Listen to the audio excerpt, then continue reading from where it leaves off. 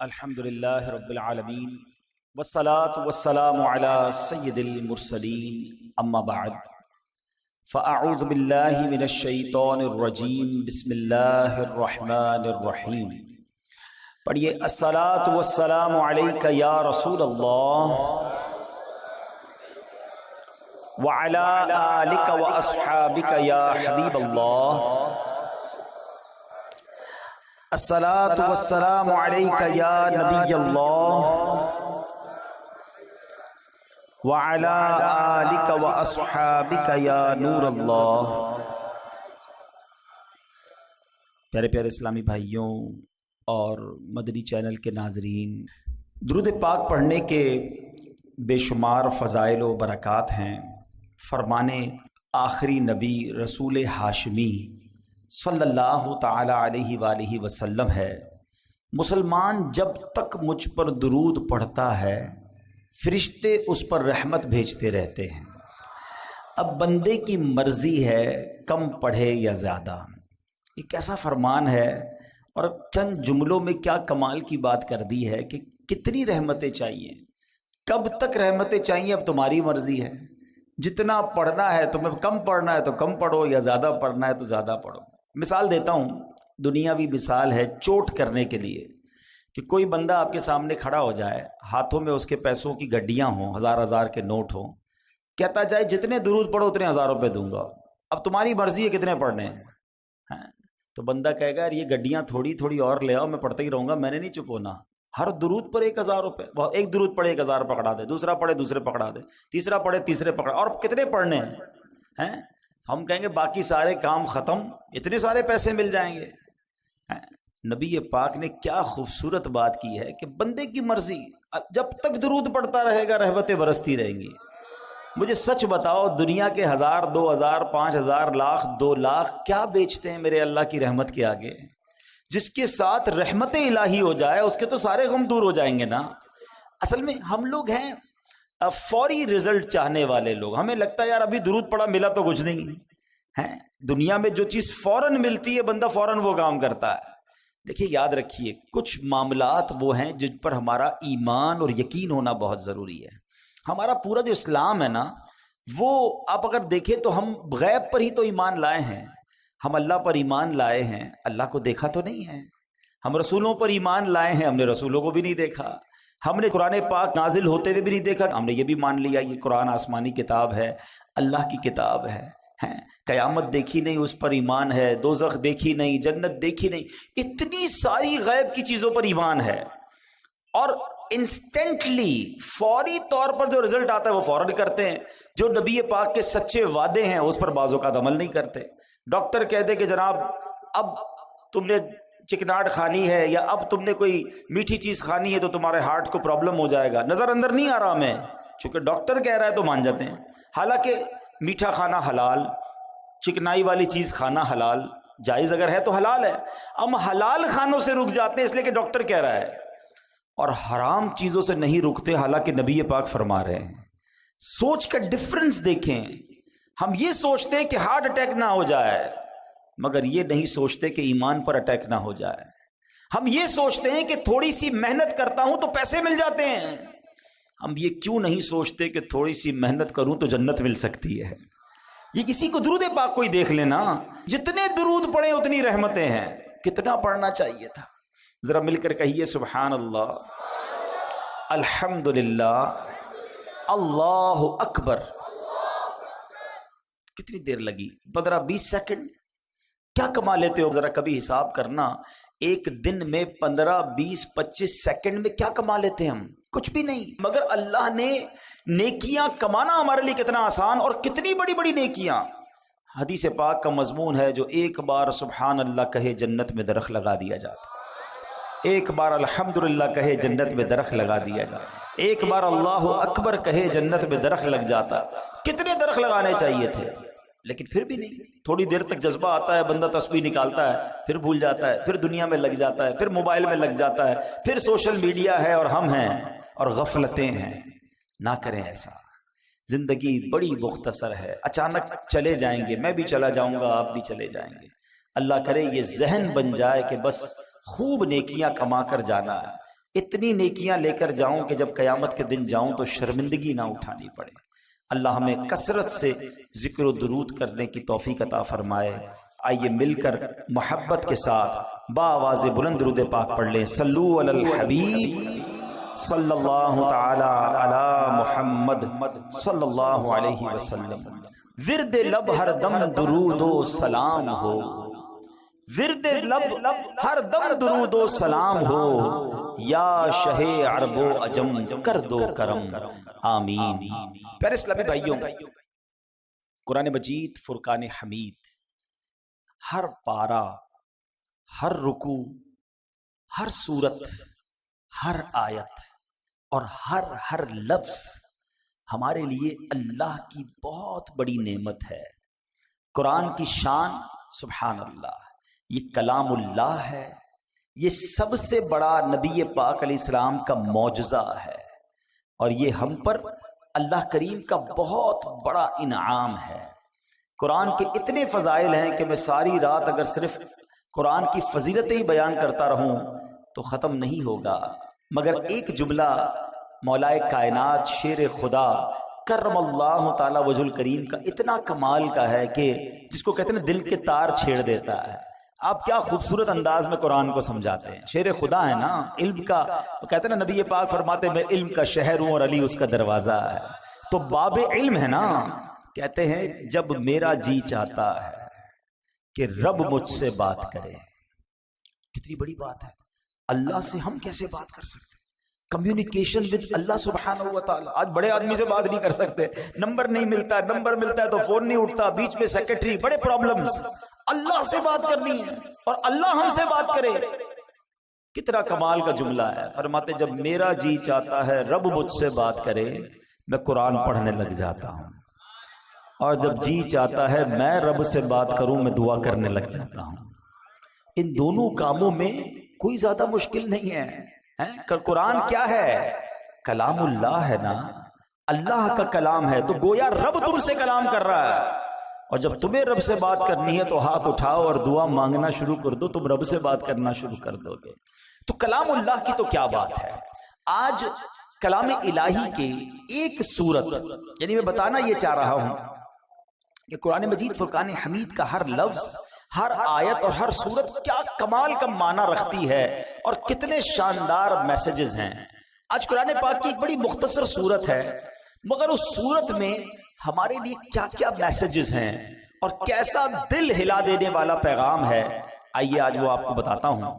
خادم مصطفیٰ صحابی رسول حضرت انس بن مالک رضی اللہ تعالیٰ عنہ فرماتے ہیں کہ پیارے آقا مکی مدنی مصطفیٰ صلی اللہ تعالی علیہ وآلہ وسلم کی مبارک عادت تھی کہ اگر کوئی صحابی 3 دن تک بارگاہ رسالت میں حاضر نہ ہوتے تو آپ ان سے متعلق پوچھتے کہ وہ کہاں ہیں، اور اگر وہ سفر پر ہوتے تو ان کے لیے دعا فرماتے، اگر مدینہ پاک میں ہوتے تو ان سے ملاقات کے لیے تشریف لے جاتے، اگر کوئی صحابی بیمار ہوتے تو میرے آقا ان کی عیادت کے لیے تشریف لے جاتے۔ ایک بار کا واقعہ کہ ایک انصاری صحابی رضی اللہ تعالیٰ 3 دن تک بارگاہ رسالت میں حاضر نہ ہوئے۔ نبی پاک علیہ الصلوۃ والسلام نے صحابہ سے پوچھا کہ وہ کہاں ہیں، نظر نہیں آ رہے۔ کہا حضور وہ تو شدید بیمار ہیں۔ یہ خبر سن کر سردار انبیاء محبوب خدا صلی اللہ تعالی علیہ وآلہ وسلم نے حضرت ابوبکر صدیق اور حضرت عمر فاروق اور چند دیگر صحابہ کو لیا اور ان کی عیادت کے لیے تشریف لے گئے۔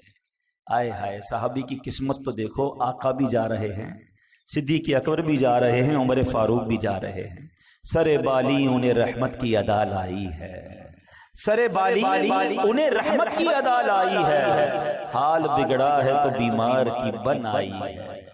اب کیا ہوا؟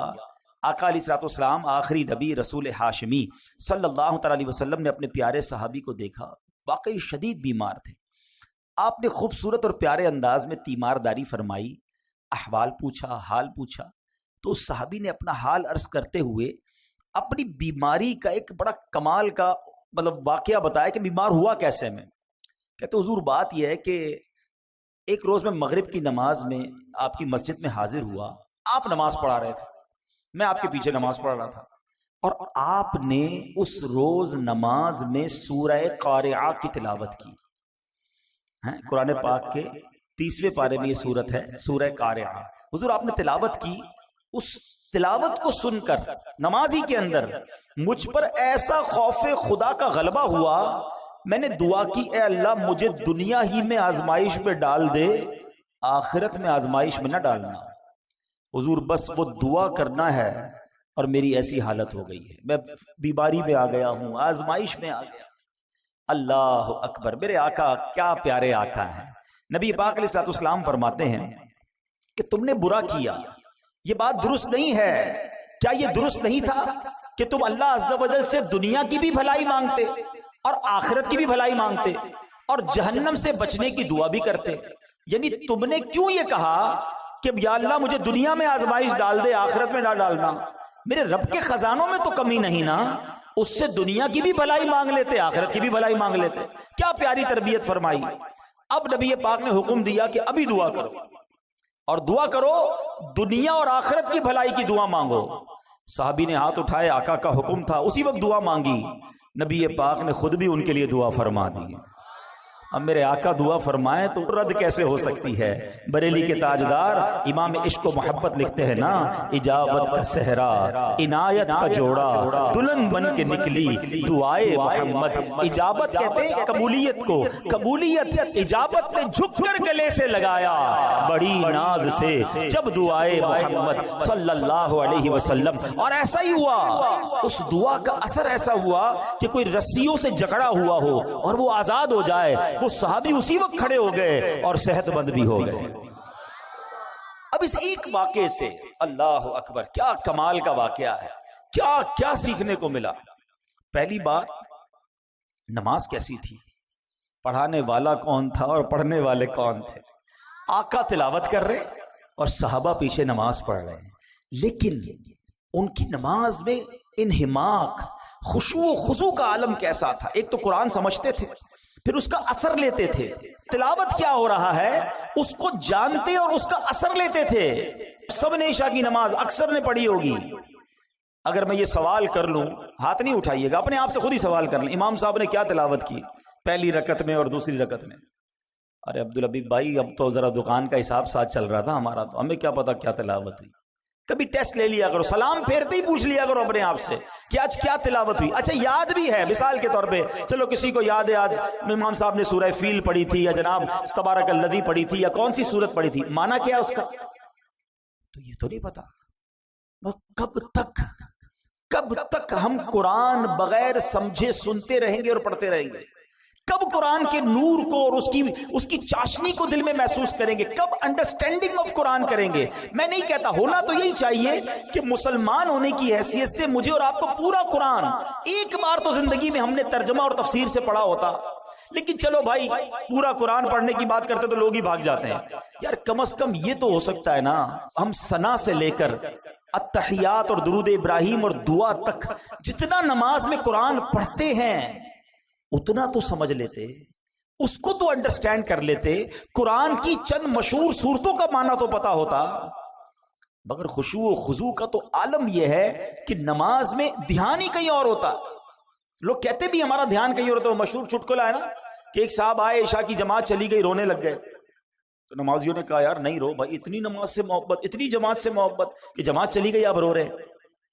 کہتے یار بات یہ نہیں ہے، مسئلہ یہ کہ روز دکان بند کر کے عشاء کی جماعت میں آتا تھا، امام صاحب 4 رکعت پڑھاتے تھے، میں پورا حساب ملا لیتا تھا۔ اب جماعت تو چلی گئی، اب حساب کب ملاؤں گا اور نماز کب پڑھوں گا؟ معاذ اللہ، یہ ہمارا ذہن نہیں ہوتا ہے۔ اچھا اس کی بڑی وجہ بھی یہی ہے، علماء نے اس کا طریقہ بھی بتایا کہ ایک تو بندہ اپنے ذہن کو دنیاوی خیالات سے پاک کر کے، ایکچولی نماز کیا ہے؟ اللہ کی بارگاہ میں حاضری ہے۔ آپ کسی بہت بڑی شخصیت کے پاس، بڑے سیٹھ کے پاس، جس کے پاس آپ کی فائل رکی ہوئی ہو، اس افسر کے پاس جائیں تو دھیان کدھر ہوتا ہے؟ بالکل اس کی طرف فوکس، ہاتھ بندے ہوئے، سر میرا چھوٹا سا کام، پلیز سائن کر، اتنی اس سے لجاجت، اس کی طرف فوکس۔ اور خدائے احکم الحاکمین کے دربار میں آنا ہے، دھیان کہیں اور ہے، سوچ کہیں اور ہے۔ خود سوچو، شرم آنی چاہیے۔ جس کا نماز میں دھیان کہیں اور ہوتا اس کو خود ہی اپنے آپ سے شرم آنی چاہیے، اور یہ شرم ہی، یہ گلٹی ہی تمہیں دھیان دلا دے گی، تمہیں خشوع دلا دے گی۔ اور دوسری بات کہ آپ ایٹ لیسٹ قرآن کی مشہور صورتوں کو، میں پھر مشورہ دیتا ہوں، جو اپنا آخری پارہ ہے نا، کم از کم 30واں پارہ ترجمہ تفسیر سے 2-3 بار پڑھ لیں۔ عموماً امام صاحب اسی میں سے تلاوت کر رہے ہوتے ہیں، ہم بھی انہی میں سے پڑھ رہے ہوتے ہیں۔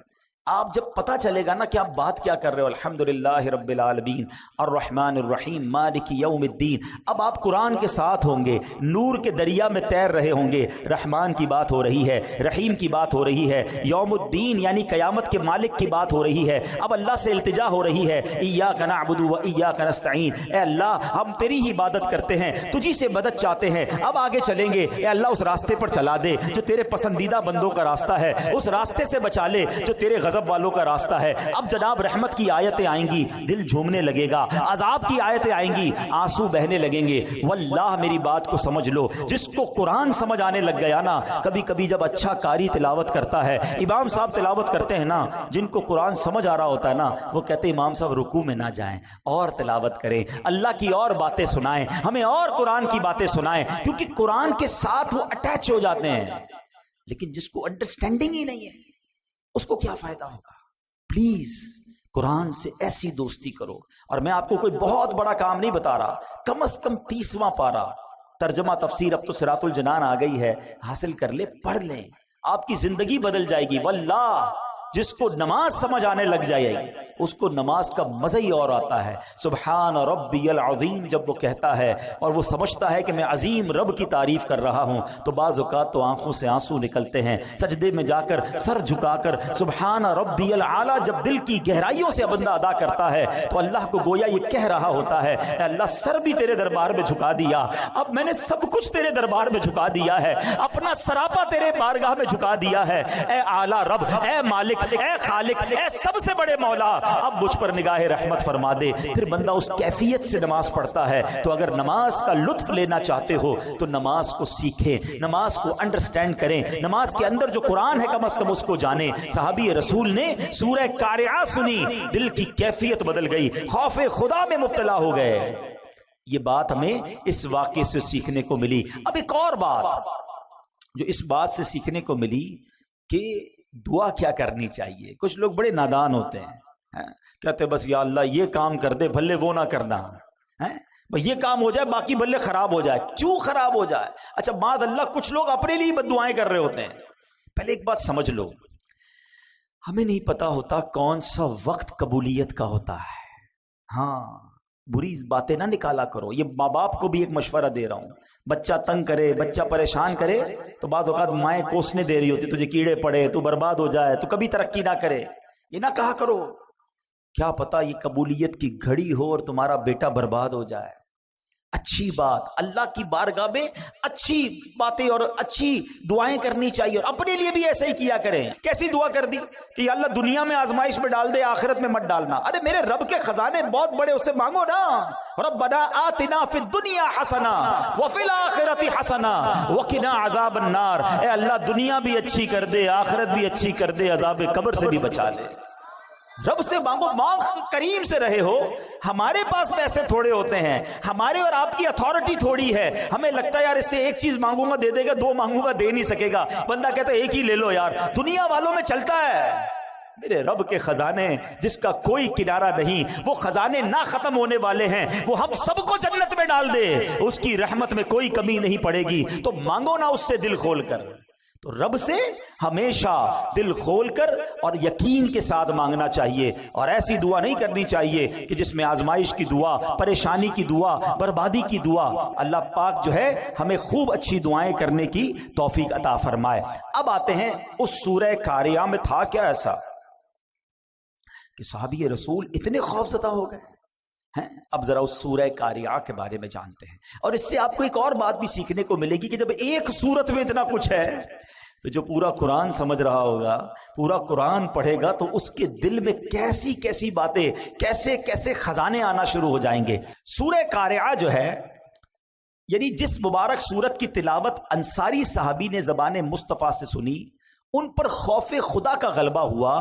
یہ قرآن کریم کی مختصر صورتوں میں سے ہے، 30ویں پارے میں ہے، اس میں 1 رکوع ہے اور 11 آیتیں، بس صرف 11 آیات تلاوت کرو تو 2 منٹ میں پوری ہو جاتی ہے۔ اور اس سورت میں قیامت کی ہولناکیوں کو بیان کیا گیا ہے، اور سورہ قاریہ کے مضامین کے لحاظ سے 3 حصے بنتے ہیں۔ نمبر 1 قیامت کی ہولناکیوں کا بیان ہوا، دوسرے حصے میں اس بات کا بیان ہوا کہ جب قیامت آئے گی تو اس وقت دنیا کی کیا حالت ہوگی، ایٹماسفیئر کیسا ہوگا، اور تیسرے حصے میں قیامت کے اختتام کا بیان ہے کہ امتحان کیسے ہوگا، اس سینیریو میں جب لوگوں کا ایگزام ہوگا تو وہ کیسے ہوگا۔ صرف 11 آیتوں میں رب نے قیامت کا نقشہ بھی کھینچ دیا اور کیا ہوگا اس میں یہ بھی بتا دیا۔ اب ذرا غور سے دل تھام کر، اللہ کرے کہ ہم پر بھی اس صحابی رسول کی کیفیت کا صدقہ نصیب ہو اور ہم قرآن سنیں اور اللہ کے خوف سے بھی لرزہ کریں جب بھیانک، خوفناک اور عذاب کی باتیں ہوں۔ اللہ قرآن میں فرماتا ہے بسم اللہ الرحمن الرحیم القارعۃ ما القارعۃ وما ادراک ما القارعۃ۔ القارعہ اس کا ترجمہ کیا اعلیٰ حضرت نے دل دہلانے والی۔ مل قارعہ کیا وہ دل دہلانے والی، وما ادراک مل قارعہ اور تم نے کیا جانا کیا ہے وہ دل دہلانے والی۔ 3 بار ایک ہی بات، القارعۃ مل قارعہ وما ادراک مل قارعہ۔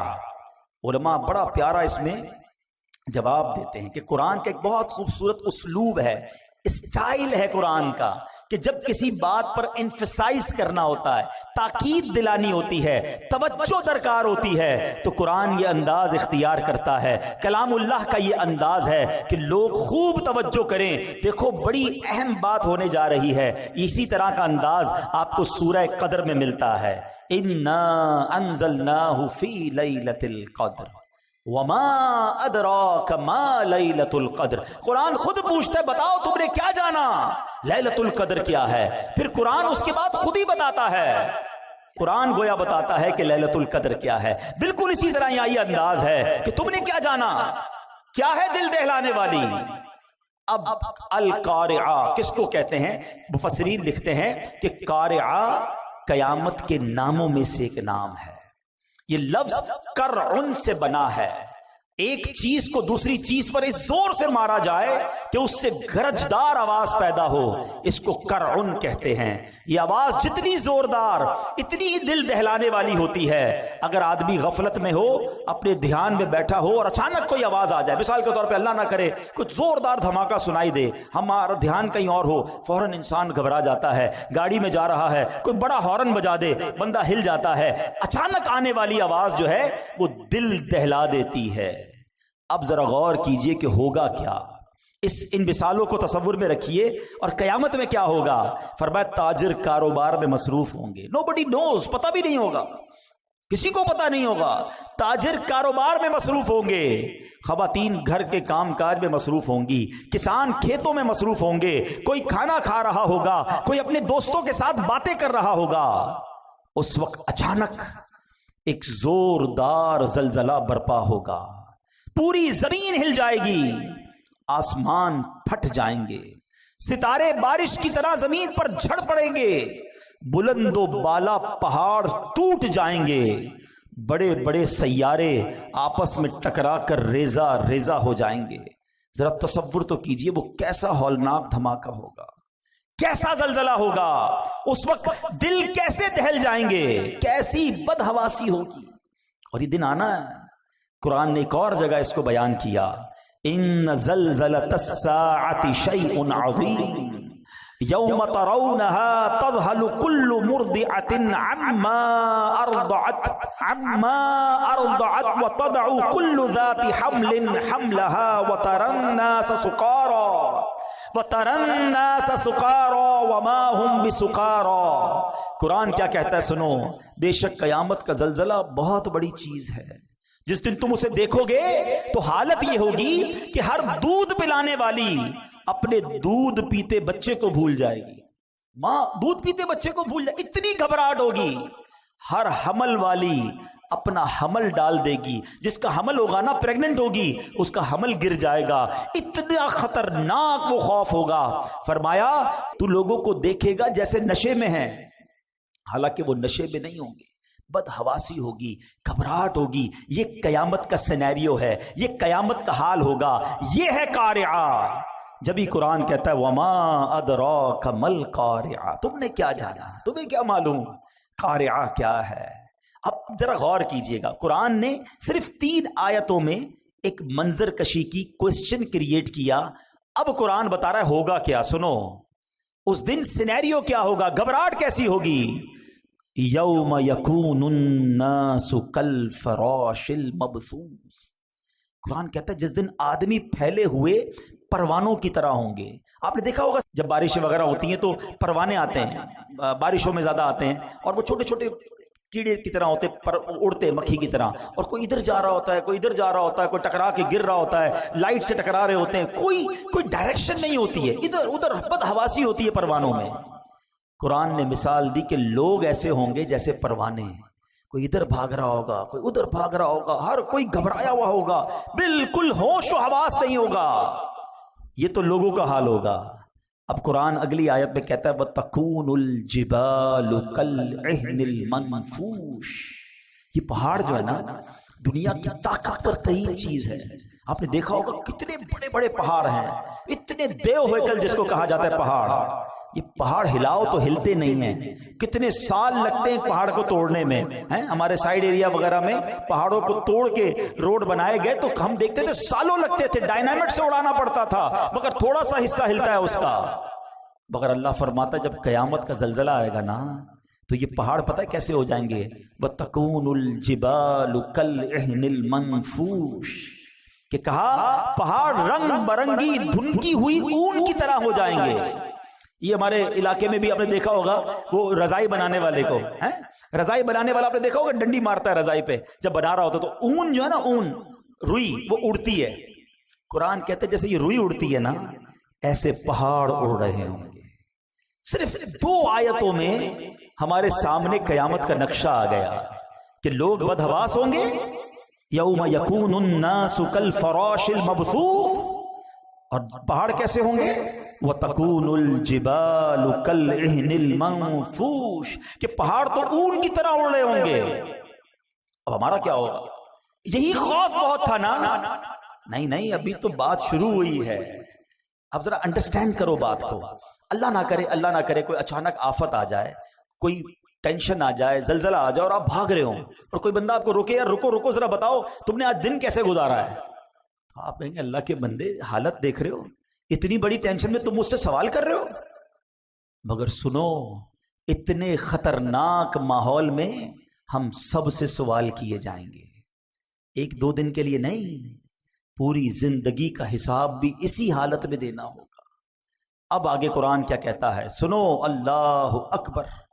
میں آگے آیت لے جانے سے پہلے ذرا مزید قیامت کیسے آئے گی، میرے آقا مدینے والے مصطفیٰ صلی اللہ تعالیٰ علیہ وسلم نے بڑی ڈیٹیل میں صحابہ کرام کو بتایا. آقا علیہ الصلوۃ والسلام فرماتے ہیں بے شک اللہ پاک نے زمین و آسمان بنانے کے بعد سور کو بنایا اور حضرت اسرافیل علیہ الصلوۃ والسلام کو عطا فرما دیا. ہم نے یہ بچپن سے سنا ہے کہ حضرت اسرافیل سور پھونکیں گے. آج ڈیٹیل میں سن لو وہ سور ہے کیا اور وہ کتنا بڑا ہے. تو حضرت اسرافیل کے بارے میں نبی پاک فرماتے ہیں کہ حضرت اسرافیل سور کو اپنے منہ میں لیے ہوئے ہیں اور عرش الہی کی طرف دیکھ رہے ہیں کہ اور انتظار میں ہیں کہ سور پھونکنے کا کب حکم دیا جاتا ہے. یعنی وہ ریڈی بیٹھے ہیں، تیار ہیں، جب رب کی طرف سے حکم آنا ہے حضرت اسرافیل نے سور پھونک دینی ہے. حضرت ابو ہریرہ فرماتے ہیں میں نے عرض کی یا رسول اللہ صلی اللہ تعالی علیہ وسلم یہ سور ہے کیا؟ کیا بات ہے صحابہ کرام کی، اتنے سوالات کر لیے، اتنے ڈیٹیل کوئسچن کر لیے، ہمیں سمجھنا آسان ہو گیا. سنو نبی پاک فرماتے ہیں آج ڈیٹیل میں سمجھ لو. آقا نے فرمایا ایک نورانی سینگ ہے. عرض کی گئی حضور کتنا بڑا ہے؟ فرمایا بہت بڑا ہے. اس ذات کی قسم جس کے قبضے میں میری جان ہے، سور کا دائرہ زمین و آسمان کی چوڑائی جیسا ہے. اتنا بڑا، یوں سمجھیے. اب اس کو نارمل زبان میں سمجھانے کے لیے وہ ہارن جس طرح ہوتا ہے، ایک پائپ جس طرح ہوتا ہے، سور اس طرح کا ہے مگر وہ اتنا بڑا ہے کہ اس کا جو دائرہ ہے وہ زمین و آسمان کی چوڑائی جیسا ہے. اور حضرت اسرافیل کو اللہ کریم 3 بار سور پھونکنے کا حکم فرمائے گا. یہ سور 3 بار پھونکا جائے گا، یاد رکھیے گا۔ نمبر 1، پہلی بار نفخہ فزع یعنی گھبراہٹ کی پھونک ہوگی۔ دوسری بار نفخہ صعق یعنی موت کی پھونک ہوگی، اور تیسری نفخہ قیام یعنی موت کے بعد دوبارہ اٹھائے جانے کی وہ پھونک ہوگی۔ یہ 3 بار حضرت اسرافیل جو ہے وہ سور پھونکیں گے۔ اور اب سنو کیا ہوگا۔ 3 بار جو سور پھونکی جائے گی نا، اس کی ڈیٹیل بھی نبی پاک نے بیان کی۔ فرمایا اللہ پاک حضرت اسرافیل کو جب پہلی بار سور پھونکنے کا حکم دے گا نا، اس کو فرمائے گا انفخ نفخۃ الفزع یعنی گھبراہٹ کی پھونک مارو۔ حضرت اسرافیل علیہ السلام پھونک ماریں گے۔ اب جب اس کی ہولناک آواز آئے گی نا، تو زمین و آسمان والے گھبرا اٹھیں گے۔ اللہ جسے محفوظ فرمائے، باقی لوگ گھبرا اٹھیں گے۔ اللہ پاک کے حکم سے حضرت اسرافیل اس آواز کو، اس پھونک کو اور لمبا کریں گے۔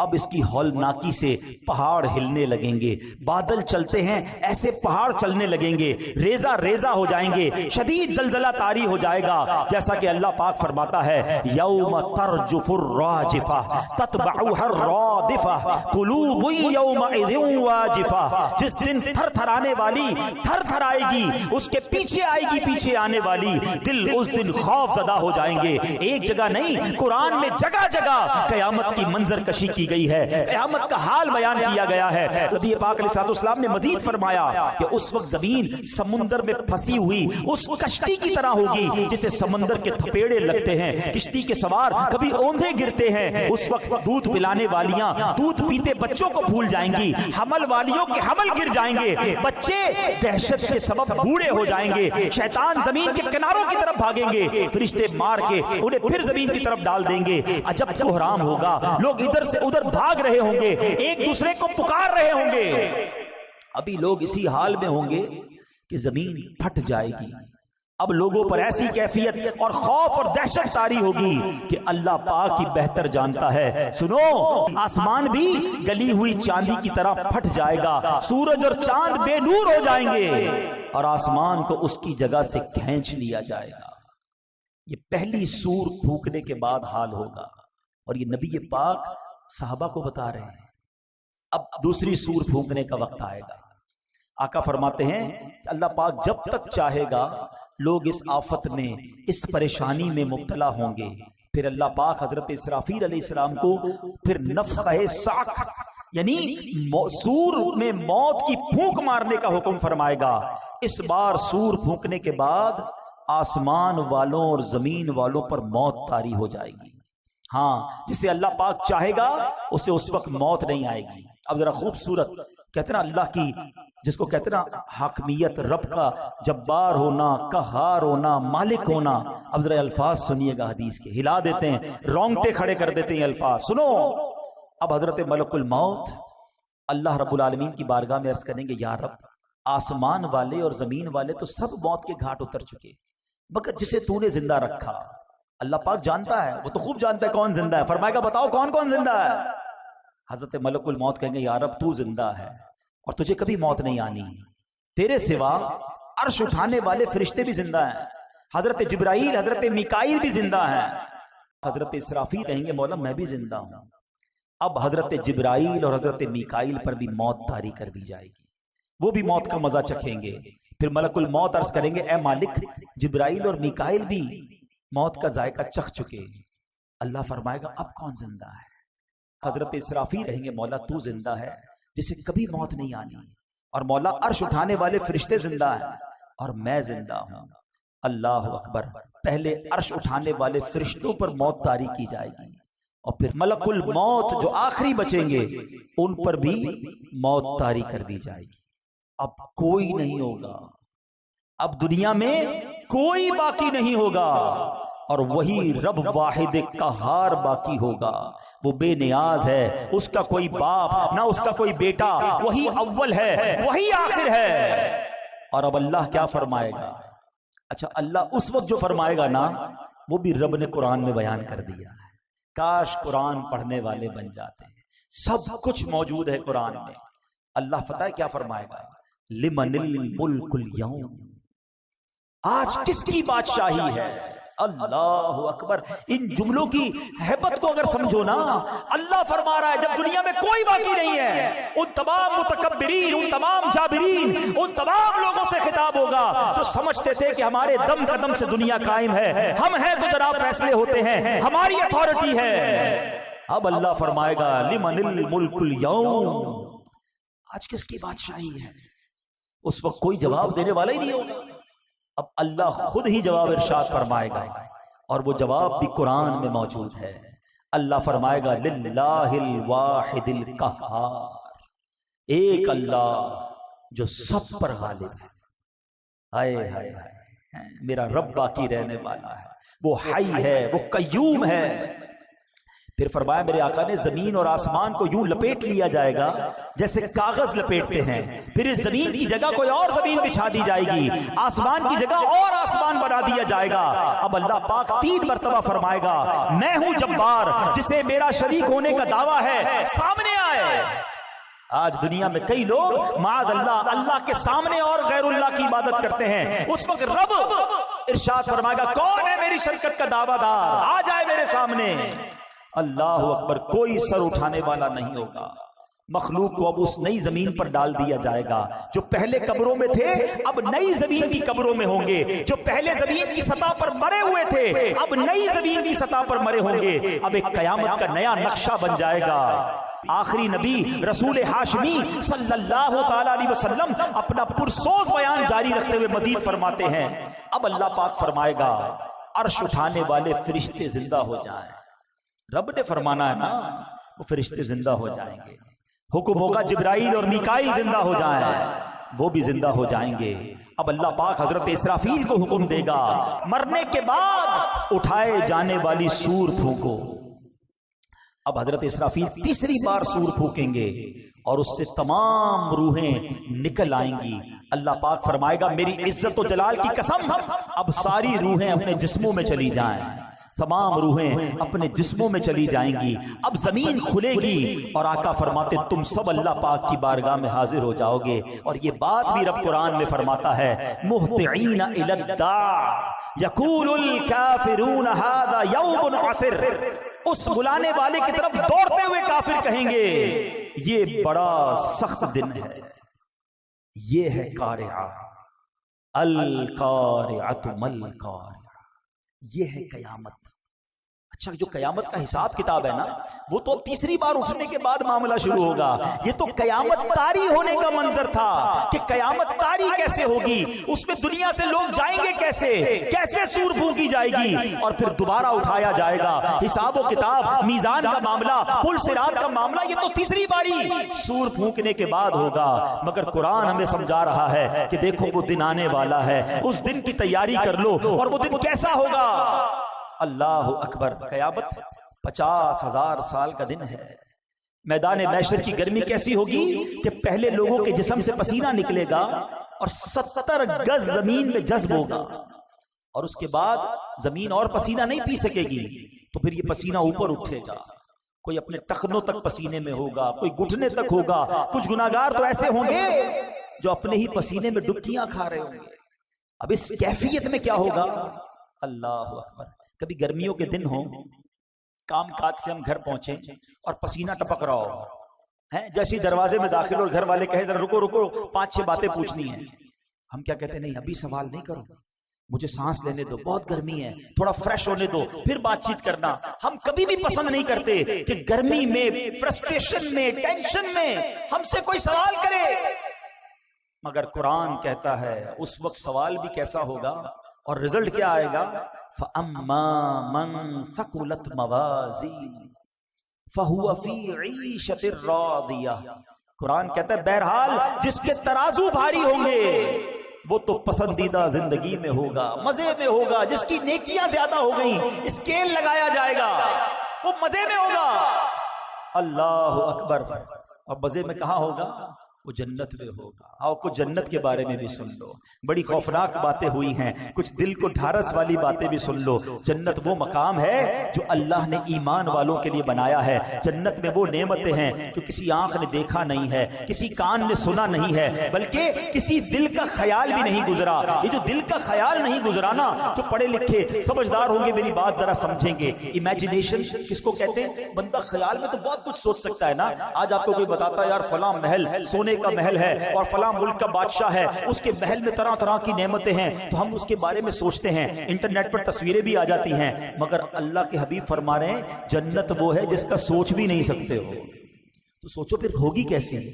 جہاں دماغ کی سوچ نہ پہنچ سکے اس کے بعد وہ نعمتیں کیسی ہوں گی؟ فرمایا دل کا گمان بھی نہیں گزرا. جنت میں دیواریں سونے چاندی کی اینٹوں سے اور مشک کے گارے سے بنی ہوئی ہیں. جنت میں 4 دریا ہیں, ایک پانی کا, دوسرا دودھ کا, تیسرا شہد کا, چوتھا پاکیزہ شراب کا. اور ان دریاؤں میں سے نہریں نکل کر ہر محل کے نیچے سے, ہر جنتی کے گھر سے نیچے سے نکل رہی ہیں. اہل جنت کو ہر قسم کے لذیذ کھانے ملیں گے, جو چاہیں گے فوراً ان کے سامنے موجود ہوگا. پانی کی خواہش ہوگی, جتنی خواہش ہوگی اتنا ہی ان کے مطابق پانی, دودھ, پاکیزہ شراب اور شہد کے کوزے خود بخود ان کے ہاتھوں میں آ جائیں گے. جنت میں کوئی نجاست نہیں ہے, نہ گندگی ہے, نہ تھوک ہے, نہ ریت ہے, نہ بدن کی میل ہے. سنو, ہر جنتی کے لیے کم از کم 10,000 خادم ہوں گے.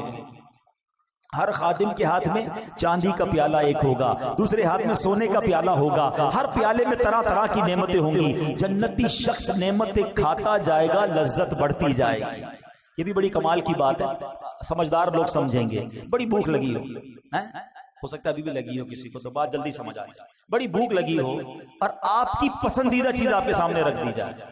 جو لذت پہلے دوسرے چوتھے نوالے میں ہے وہ چھٹے ساتویں میں نہیں رہتے.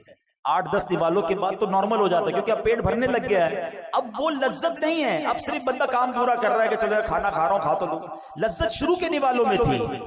جنت میں ایسا نہیں ہوگا. فرمایا جتنا کھاتا جائے گا اس میں لذت جو ہے وہ بڑھتی ہی چلی جائے گی.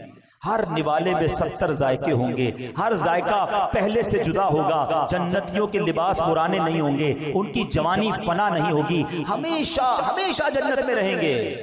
اللہ اکبر.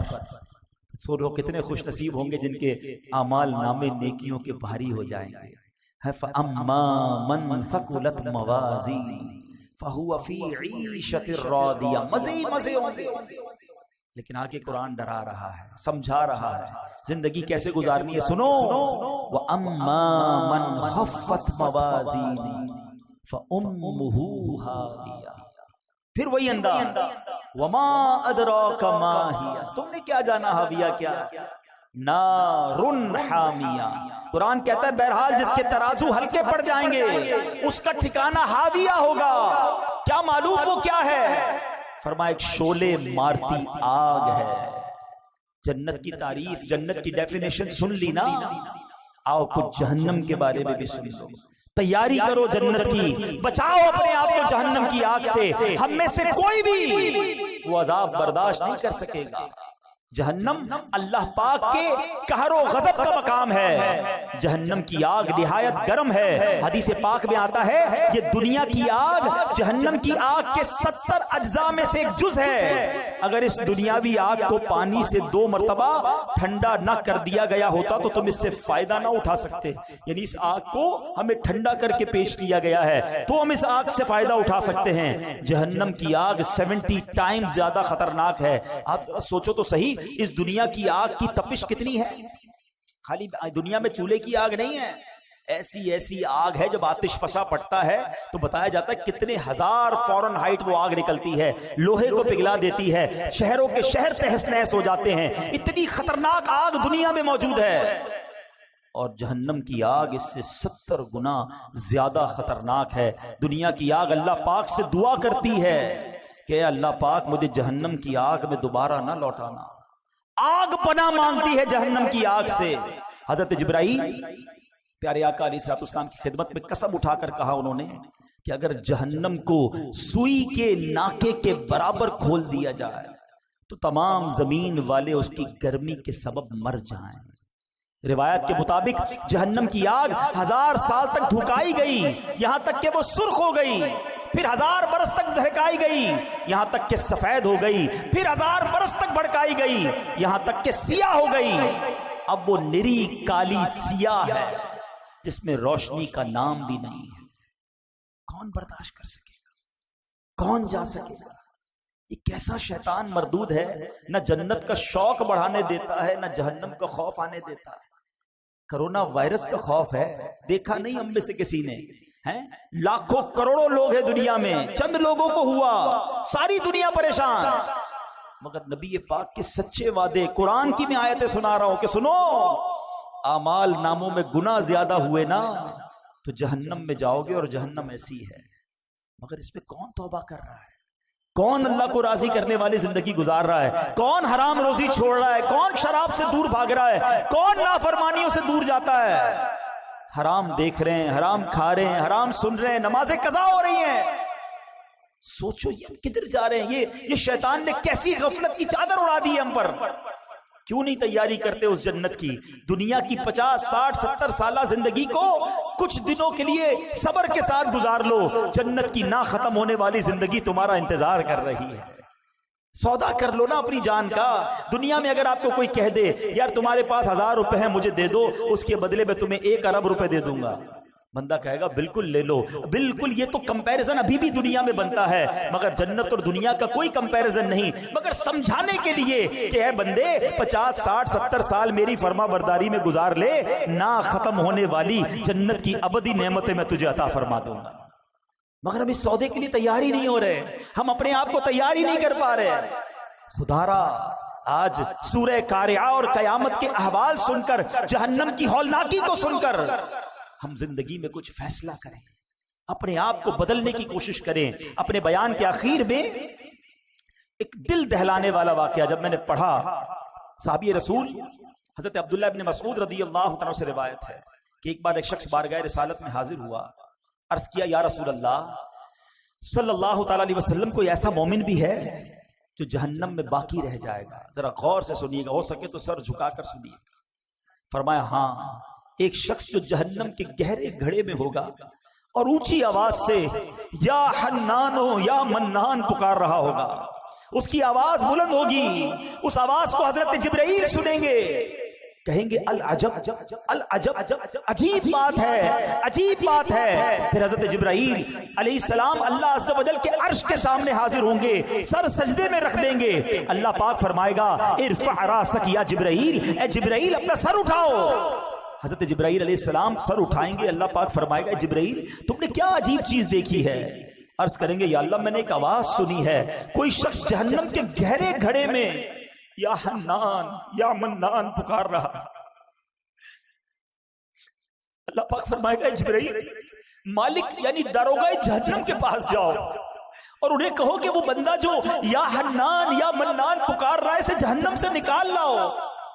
حضرت جبرائیل علیہ السلام جہنم کے دروازے پر تشریف لے جائیں گے، دستک دیں گے، حضرت مالک باہر آئیں گے، حضرت جبرائیل علیہ السلام انہیں اللہ پاک کا حکم سنائیں گے۔ حکم سن کر حضرت مالک علیہ السلام جہنم کے اندر جائیں گے۔ ہمارے پیارے آقا علیہ السلام نے فرمایا جیسے ماں اپنے بچوں کو پہچانتی ہے، حضرت مالک ایسے ہی جہنم کو پہچانتے ہیں۔ اس کے باوجود آپ یا حنان یا منان کہنے والے شخص کو تلاش نہیں کر پائیں گے۔ باہر تشریف لائیں گے، حضرت جبرائیل سے عرض کریں گے اے جبرائیل جہنم نے گہرا سانس لیا ہے، اس لیے کون سی چیز پتھر ہے، کون سی چیز لوہا ہے اور کون انسان ہے، اس کی پہچان نہیں ہو رہی۔ حضرت جبرائیل پھر اللہ کی بارگاہ میں سجدہ کریں گے، اللہ پاک ارشاد فرمائے گا اے جبرائیل سر اٹھاؤ، تم یا حنان یا منان کہنے والے کو کیوں نہیں لائے؟ جبرائیل عرض کریں گے مولا داروغہ جہنم حضرت مالک نے بھی معذرت کر لی ہے، کہتے جہنم نے سانس لیا ہے، اس کی وجہ سے پتھر لوہے اور انسانوں کے درمیان کوئی فرق نہیں بچا۔ اللہ گویا سبھی جل کر جس کو کہنا کوئلہ بن چکے، کسی چیز کی پہچان نہیں ہو پا رہی ہے۔ اللہ پاک فرمائے گا جبرائیل مالک سے کہو میرا بندہ جہنم کے فلاں گھڑے میں فلاں کونے میں اس طرح پڑا ہوا ہے. حضرت جبرائیل جہنم کے دروازے پر جائیں گے اور حضرت مالک کو یا حنان یا منان پکارنے والے کا پتہ بتائیں گے. حضرت مالک جہنم کے اندر جائیں گے تو دیکھیں گے ایک شخص ہے، اس کے پاؤں اس کی پیشانی کے ساتھ اور ہاتھ گردن کے ساتھ بندھے ہوئے ہیں اور جہنم کے سانپ بچھو اس کے ساتھ لپٹے ہوئے ہیں. حضرت مالک اس کی زنجیریں توڑ دیں گے اور جہنم سے نکال کر حضرت جبرائیل علیہ السلام کے حوالے کر دیں گے. حضرت جبرائیل اسے عرش الہی کے سامنے لے کر حاضر ہوں گے، سر سجدے میں رکھیں گے. اللہ پاک فرمائے گا اے جبرائیل سر اٹھاؤ. جبرائیل علیہ السلام سر اٹھائیں گے. اب اللہ پاک اس بندے سے فرمائے گا اے میرے بندے، کیا میں نے تیری بہترین تخلیق نہیں کی تھی؟ کیا میں نے تیری طرف رسول نہیں بھیجے تھے؟ کیا ان رسولوں نے تمہیں میری کتاب نہیں سنائی تھی؟ کیا میرے رسولوں نے تجھے نیکی کا حکم نہیں دیا تھا؟ تجھے برائی سے منع نہیں کیا تھا؟ وہ بندہ ساری باتوں کو مانے گا، اقرار کرے گا یا اللہ تو نے میری بہت اعلیٰ تخلیق فرمائی، تیرے رسول بھی تشریف لائے، انہوں نے تیرے احکام بھی سنائے. اللہ پاک فرمائے گا پھر تو نے فلاں گناہ کیوں کیے؟ عرض کرے گا یا اللہ میں نے اپنی جان پر ظلم کیا جس کی سزا میں مجھے جہنم میں ڈال دیا گیا. اللہ اس کے باوجود میری امید نہیں ٹوٹی، مجھے تیری رحمت سے امید تھی، اسی لیے میں یا حنان یا منان پکارتا رہا. مولا تو نے اپنے فضل سے مجھے جہنم سے نکالا ہے، یا اللہ مجھ پر رحم فرما دے. اللہ پاک فرمائے گا اے فرشتوں گواہ ہو جاؤ، میں نے اس بندے پر رحم کیا اور اسے معاف کر دیا. رحمت دا دریا الہی ہر دم بغدہ تیرا، جے قطرہ بخشے میں نے کم بڑھ جاوے میرا. عدل کرے تے تھر تھر کمبن اچیاں شانہ والے، فضل کرے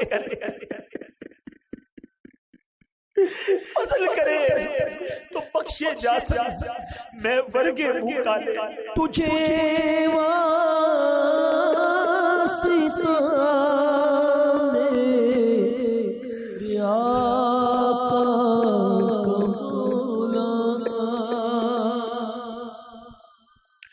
تجھے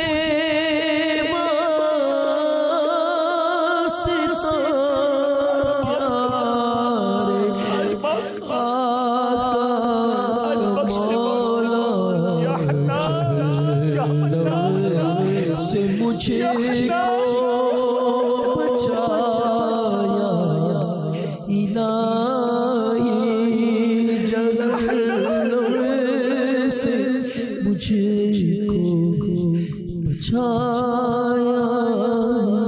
اے رب کریم ہم گناہ کر چکے، خطائیں کر چکے، بس آج آؤ میٹھے اسلامی بھائی اللہ سے سچی توبہ کرتے ہیں. دوستی کر لو مالک سے، تو بڑا کریم ہے. دنیا والے نہیں معاف کرتے ہیں. عدالت میں جاؤ نا اور اپنے جرم کا اقرار کرو تو سزا سنائی جاتی ہے. جج یہ نہیں کہتا تم نے مان لیا تو جاؤ معاف کرتا ہوں، مگر میرے رب کی عدالت کے دستور نرالے ہیں.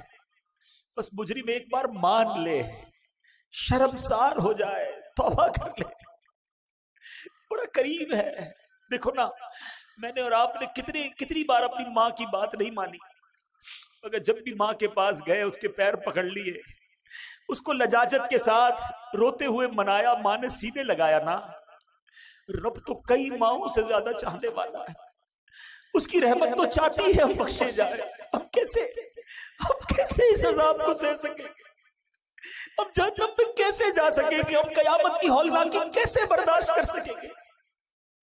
بس اب ایک ہی طریقہ ہے کہ رب راضی ہو جائے، ورنہ ہمارے پاس کوئی آسرا نہیں ہے، ہمارے پاس اور کوئی طریقہ نہیں ہے. اگر اللہ ناراض ہو گیا نا پھر کچھ بھی نہیں بچے گا. اور رب راضی ہونا چاہیے، اور رب کی رضا یہ ہے کہ بندہ اس سے معافی مانگے، اس سے توبہ کرے اور آئندہ گناہ نہ کرنے کا پکا ارادہ کرے. آؤ میرے پیارے اسلامی بھائیو، قرآن سنا ہے، رب کا کلام سنا ہے. جہاں رب کے غضب کو سنا ہے نا، وہ رحمان بھی بڑا ہے، وہ رحیم بھی بڑا ہے. بلدائے بدکار ہوں بے حد ذلیلو خار ہوں. معاف کر دے اللہ. بلدائے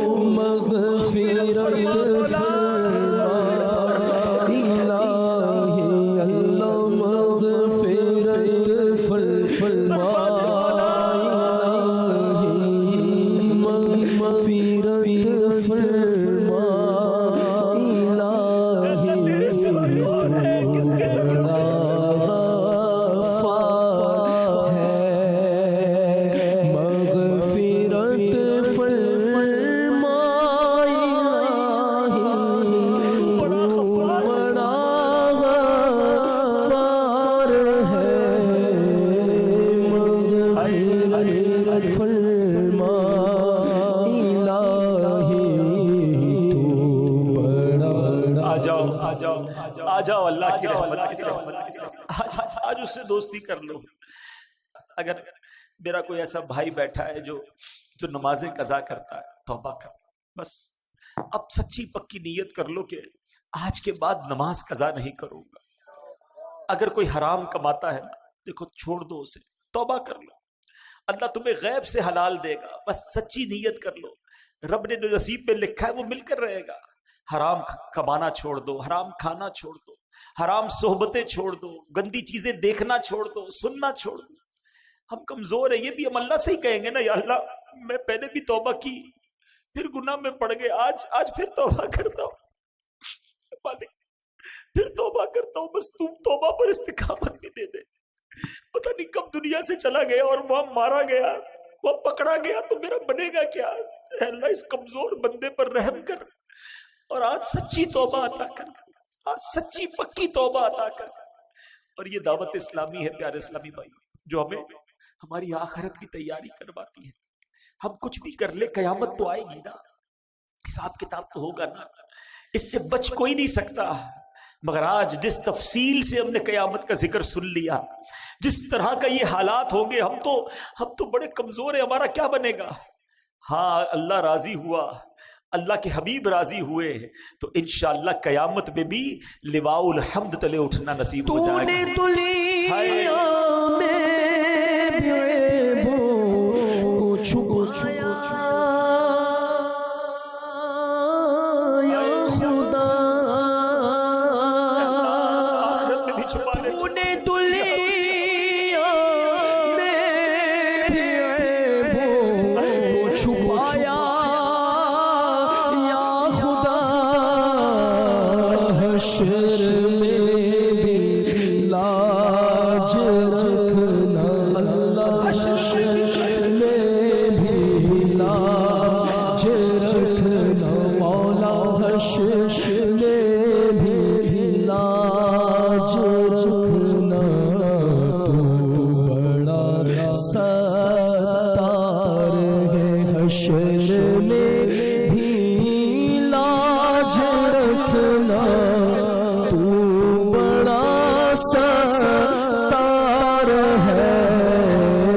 مغفرت فرما الہی تو بڑا غفار ہے.